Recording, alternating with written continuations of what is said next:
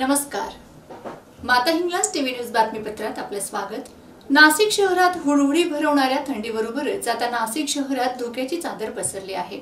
मात्र या धुक्यामुळे नाशिककरांसह रस्त्यावरून जाणाऱ्या वाहनधारकांना विविध समस्यांना सामना करावा लागत आहे. साधारण ऑक्टोबर महिन्यापासून हिवाळा ऋतू सुरू होतो. मात्र यावर्षी पावसाळा लांबल्याने आणि वातावरणातील अनपेक्षित बदलांमुळे नोव्हेंबरचा महिना उलटला तरी वातावरणात हिवाळ्यासारखा गारवा जाणवत नव्हता. पण आता हळूहळू थंडी वाढू लागली असून येत्या काही दिवसात थंडीच्या लाटेचा सामना करावा लागू शकतो. सध्या वातावरणाच्या बदलामुळे थंडीबरोबर धुक्याची उपस्थिती दिसू लागली आहे.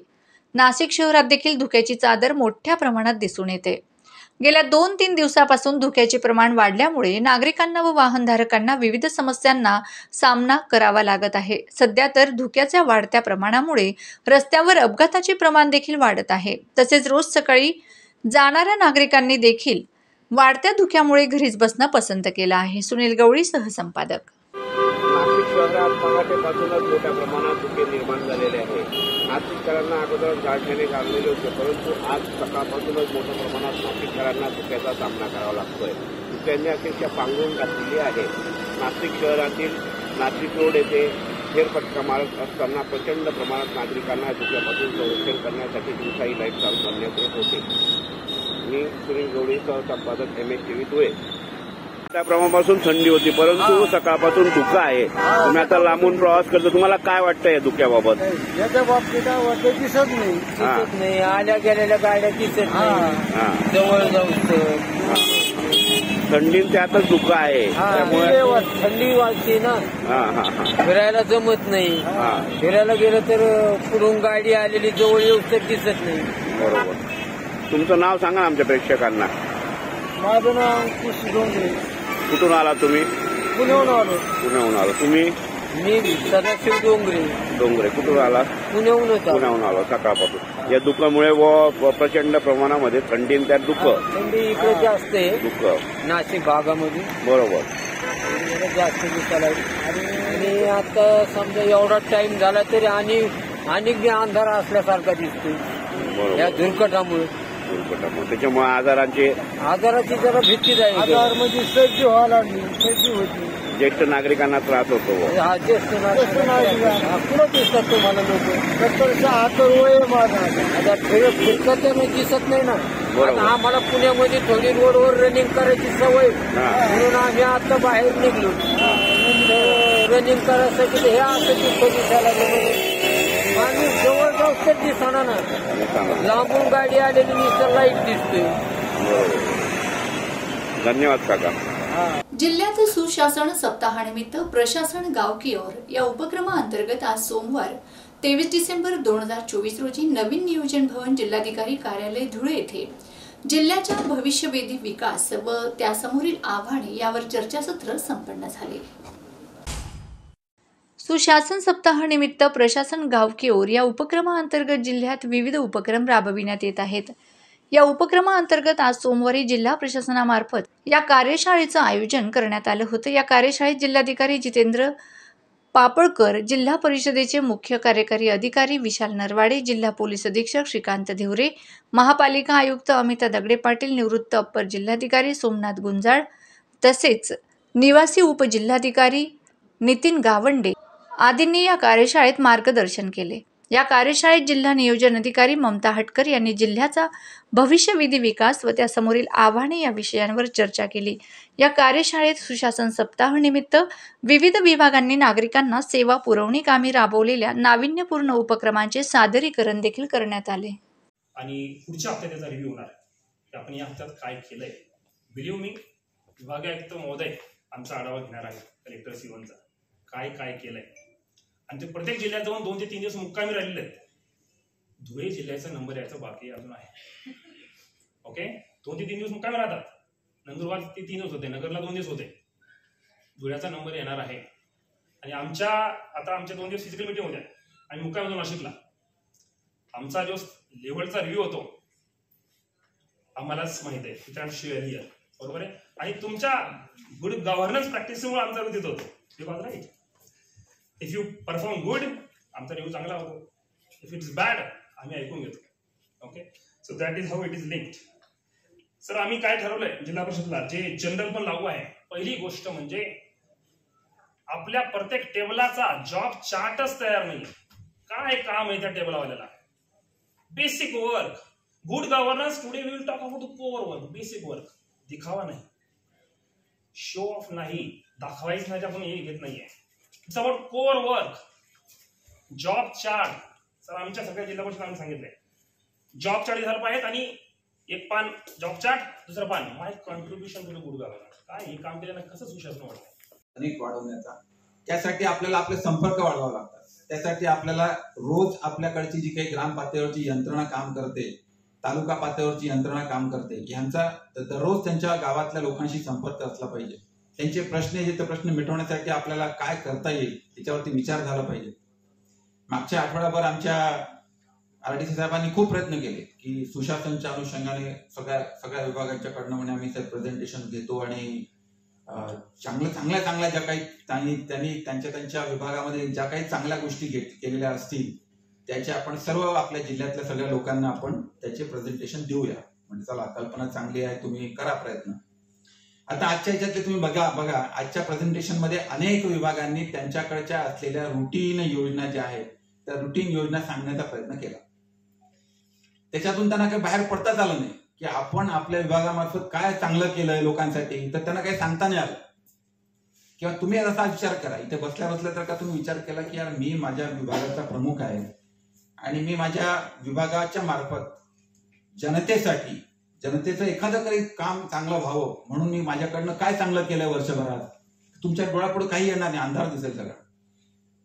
याचं कारण असं की आपण फक्त शिवसाहेब म्हणले तसं की आपण आपले येणारे डीपीसीचे किंवा कुठल्या विभागातून आलेले पैसे खर्च करणे, फाईल तयार करणे आणि फाईल गोळा करून घेऊन त्याचा एकदाचा सोक्षमोक्ष लावणे इथपर्यंतच आपली सगळ्यांची तयारी आहे. जनतेला काय फायदा होतोय का, फायदा असला तर त्याच्यासाठी काय केलं पाहिजे याच्यावरती आपण विचार करणं जवळपास सोडून दिले. आणि म्हणून माझी आपल्या सर्वांना या सुशासनाच्या निमित्तानं विनंती राहील की आपल्या खालच्या सगळ्या कर्मचाऱ्यांचा आपण जेव्हा कनेक्ट वाढवा असं जेव्हा आम्ही म्हणतो तसं तालुका आणि जिल्हा पातळीवरच्या अधिकाऱ्यांनी आपल्याला आउट ऑफ वे जाऊन काहीतरी विचार करावा लागेल की आपण लोकांना का आपण चांगल्या पद्धतीच्या सेवा, चांगल्या पद्धतीचं सुशासन, कोण आपल्याला चांगलं का म्हणत नाही. तुम्ही जर का एक सर्वसाधारण माणूस म्हणून पहिल्यांदा तुम्हाला माहिती असेल की अकबर आणि बिरबलाच्या कथांमध्ये अकबर पहिल्यांदा वेश पालटून गावामध्ये फिरायचा आणि मग तो गावात येणारा फीडबॅक घेऊन बिरबलाला काहीतरी प्रश्न विचारायचा. तसं तुम्ही जरा जाऊन बघावर एकदा तुम्ही गावामध्ये आपला सर्वसाधारण माणूस म्हणून जाऊन बघा आणि सर्वसाधारण लोकांमध्ये बसा.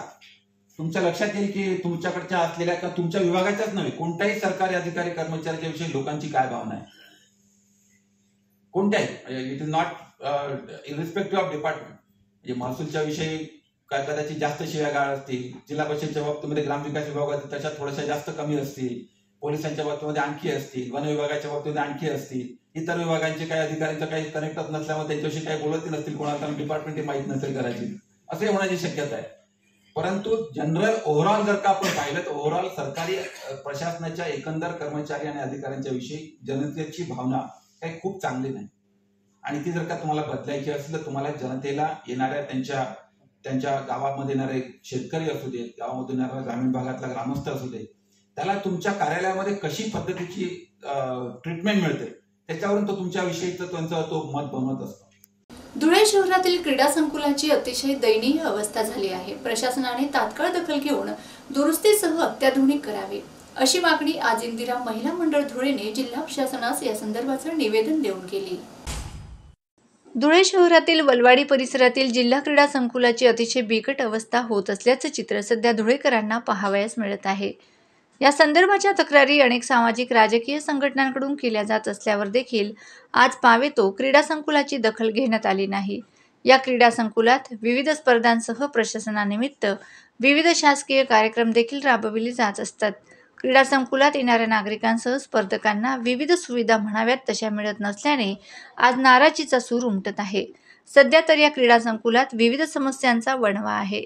त्यामुळे जिल्हा प्रशासनाने या क्रीडा संकुलाची तात्काळ दखल घेऊन विविध सोयीसुविधा पुरवून क्रीडा संकुलाची दुरुस्ती करावी अशी मागणी आज इंदिरा महिला मंडळ धुळेने जिल्हा प्रशासनाकडे केली आहे.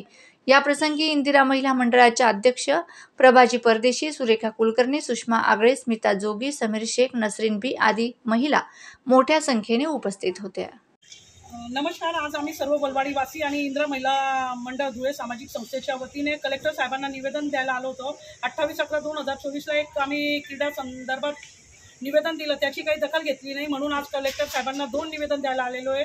एक चावरा शाळेसंदर्भात त्यांच्या मनमानी कारभारावर वचक बसण्यासंदर्भात आणि दुसरं असं क्रीडा संकुलची दुर्दशा झालेली आहे त्या संदर्भात आमची मागणी आहे की क्रीडा संकुलची आधुनिक ट्रॅक करून देण्यात यावी, शौचालयाची व्यवस्थित व्यवस्था करण्यात यावी, तसेच तिथे महाराष्ट्रभरचे जे खेळाडू येतात त्यांना पाण्याची व्यवस्था नाही आहे, दारू पिणाऱ्यांची जी संख्या वाढलेली त्याच्यासाठी पहिरेकरी यांनी देण्यात यावे अशा मागणीचे आम्ही निवेदन दिलेले.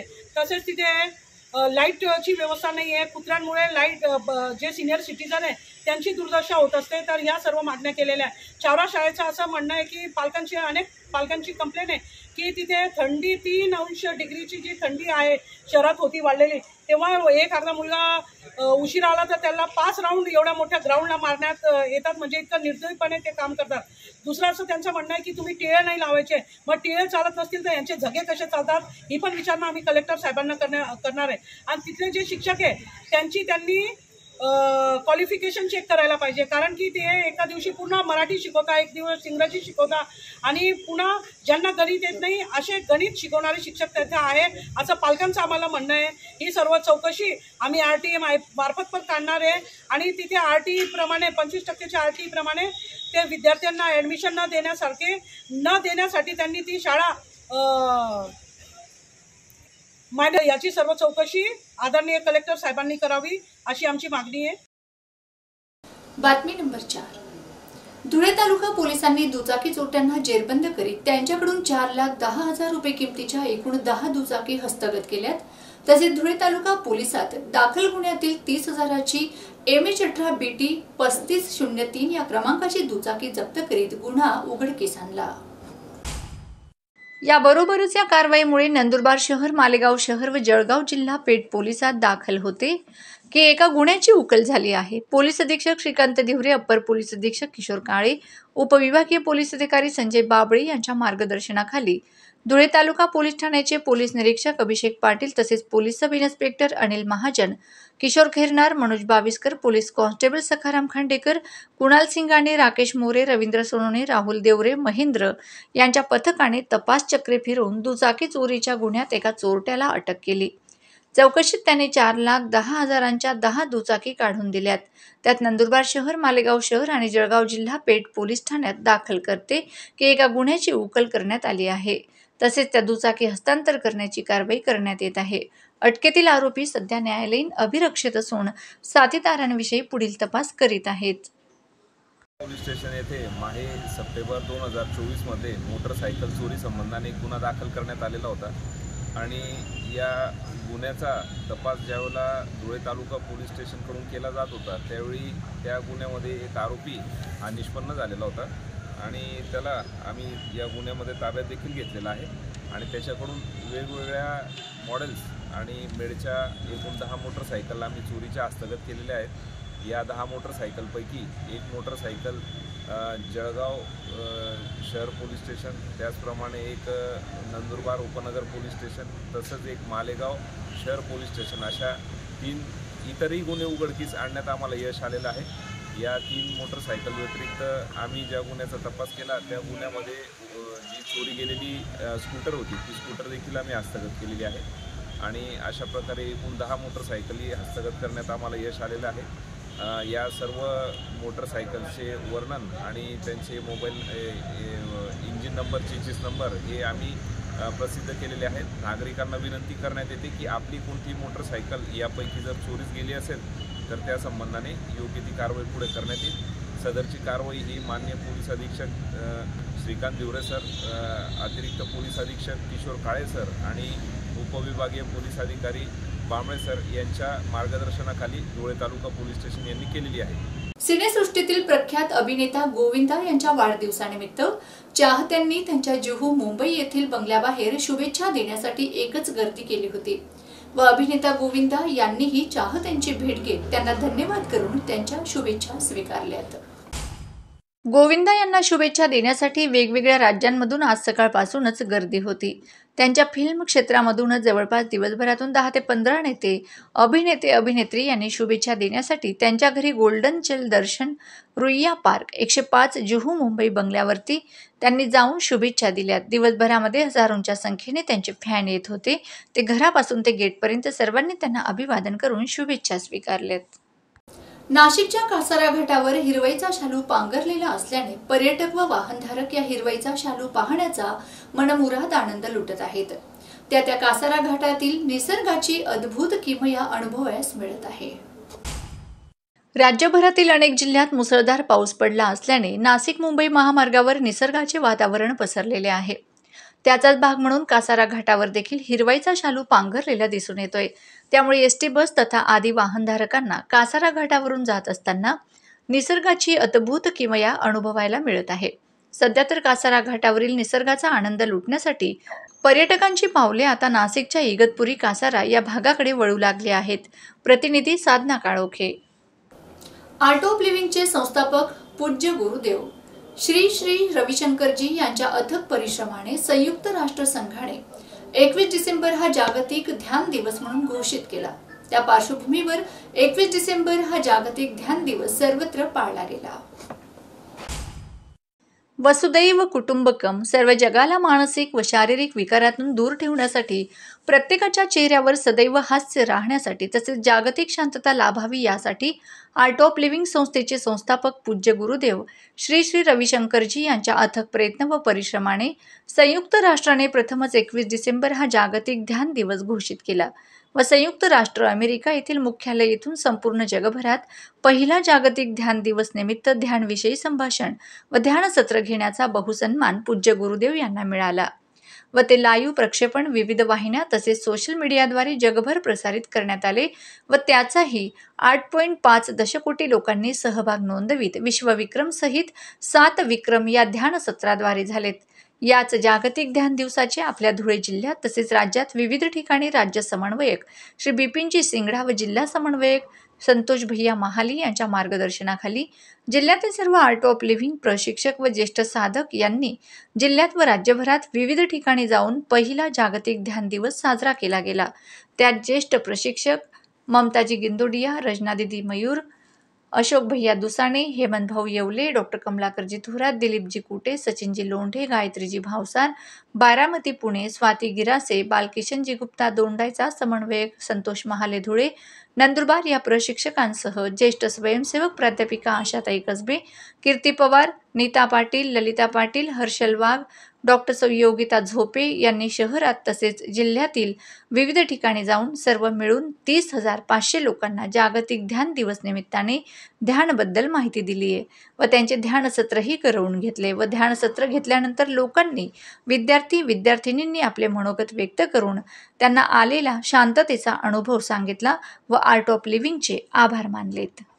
सेवा super speciality and critical care centre धुळेतर्फे गुडघेदुखी, व्हेरिकोज व्हेन, मूळव्याध, फिशर आजारांवर मोफत भव्य रोगनिदान शिबिर घेण्यात आले। या शिबिराचा असंख्य रुग्णांनी लाभ घेतला। सेवा super speciality and critical care centre तर्फे गुडघेदुखी, व्हेरिकोज व्हेन, मूळव्याध, फिशर आजारांवर मोफत भव्य रोगनिदान शिबिर घेण्यात आले। यावेळी उपस्थित सेवा हॉस्पिटलचे chairman doctor Rajesh Agarwal, doctor Pratik Mittal, doctor Sandeep Biyani, doctor Hemant Chaudhary, Seva hospital व्यवस्थापक राजेंद्र तेरे, युवराज पवार, महेश महाजन, गौतम पाटोळे आदी मान्यवर यावेळी उपस्थित होते।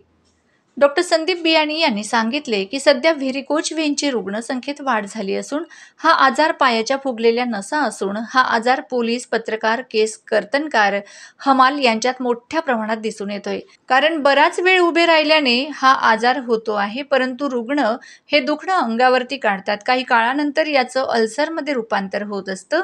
त्यावेळेला रुग्ण तपासणीसाठी व उपचारासाठी येतो। वेळेवर उपचार घेतले तर खूप चांगल्या पद्धतीने आयुष्य रुग्ण जगू शकतो व आता शासनाने महात्मा फुले जन आरोग्य योजनेत मंजूर झालेले असून मोफत उपचार रुग्ण करू शकतो याची जनजागृती करण्यासाठी आजच हे शिबिर घेण्यात आलं होतं। डॉक्टर प्रतीक मित्तल यांनी सांगितले की जर्मन टेक्नॉलॉजीचे लेझर मशीन धुळे शहरात सेवा हॉस्पिटलने स्वतःचे घेतले असून नंदुरबार, मालेगाव, चाळीसगाव 50 किलोमीटरच्या आतील जिल्ह्यांमध्ये हे प्रथमच मशीन आले असून त्याचा रुग्णांनी लाभ घ्यावा असे आवाहन डॉक्टर प्रतीक मित्तल यांनी केले। आज दिनांक 22/12/2024 रोजी सेवा हॉस्पिटलमध्ये व्हेरिकोज व्हेन्स या आजाराचं निदान आणि डॉपलर तपासणीचा पूर्णपणे मोफत शिबिर आयोजित केलेला आहे आणि त्याला चांगला रिस्पॉन्स मिळालेला आहे। व्हेरिकोज व्हेन्स म्हणजे पायावरच्या फुगलेल्या नसा हा आजार पोलीस किंवा केशकर्तनकार, शिक्षक, हमाल हे जे लोक दिवसभर उभे राहतात किंवा इवन बरेच पत्रकार बंधू ज्यांना खूप वेळ उभं राहावं लागतं यांच्यासाठी पण हा आजार जास्त होण्याचं प्रमाण आहे आणि त्याचा एक प्रॉब्लेम मोठा असा आहे की हा आजार त्रास खूप देतो परंतु तो जीव घेणा नाही आहे आणि त्यामुळे रुग्ण हे दुर्लक्ष करत सुटतात। मग तो अल्सर या स्टेजपर्यंत गेल्यानंतरच ट्रीटमेंट घ्यायला येतात। हे न होता जर लवकरात लवकर ट्रीटमेंट करून घेतली तर खूप कम्फर्टेबल लाईफ रुग्ण जगू शकतो आणि हेच प्रबोधन करण्याचा आमचा या शिबिराच्या मार्फत उद्देश आहे। याशिवाय हा सध्या नुकताच हा आजार राजीव गांधी MPJAY महात्मा फुले जन आरोग्य या स्कीम खाली पूर्णपणे मोफत उपचारासाठी मंजूर झालेला आहे आणि रुग्णांनी त्याचाही फायदा घ्यावा अशी पण आमची रिक्वेस्ट होती। लवकर जर ट्रीटमेंट करून घेतली तर रुग्णाचं लाईफ हे खूप कम्फर्टेबल होतं। मी डॉक्टर संदीप बियाणी आणि डॉक्टर प्रतीक मित्तल निर्णय डायग्नोस्टिक यांचा मिळून आम्ही दोघं मिळून ही तपासण्या करतो। सर्वात प्रथम आणि German technology based laser machine स्वतःचे मशीन आहे जे धुळे, नंदुरबार, शहादा, शिरपूर, चाळीसगाव हे आपला 50 किलोमीटरचे एरियामध्ये कोणताही रेडिओलॉजिस्ट किंवा कोणत्याही हॉस्पिटलकडे स्वतःचे घेतलेले नाही आहे। मुळे आपण हे स्टेप पुढे घेतले, आपण मशीन घेतले आणि आपण लोकांमध्ये आता जागरूकता फैलवत आहे की ह्या आजाराने खूप दिवशीपर्यंत तुम्ही सहन करू नका आणि आजच्या शिबिरचं पण आमचं मेन उद्देश तेच आहे की फ्रीमध्ये चेक करणं म्हणजे कमीत कमी लोक घराच्या बाहेर पडून स्वतःचे जे प्रॉब्लेम आहे, जे काही त्रास आहे आम्हाला दाखवतील आणि त्याचे जे काही उपचार आहे त्याचे आपण मार्गदर्शन करू शकतो। लेझर हे आता धुळ्यामध्ये रेग्युलर स्वरूपामध्ये सेवा हॉस्पिटलमध्ये उपलब्ध झालेले आहेत। कोणत्याही दिवशी रुग्ण आला तरी आम्ही ते करू शकतो कारण मशीन आमचं स्वतःच आहे। बाहेरून मागवावं लागायचं ते पण आता ती अडचण राहिलेली नाहीये। याचबरोबर माता हिंगलाज टीव्ही न्यूजचं बातमीपत्र संपलं। भेटूया पुढील बातमीपत्रात, तोपर्यंत नमस्कार, जय हिंगलाज।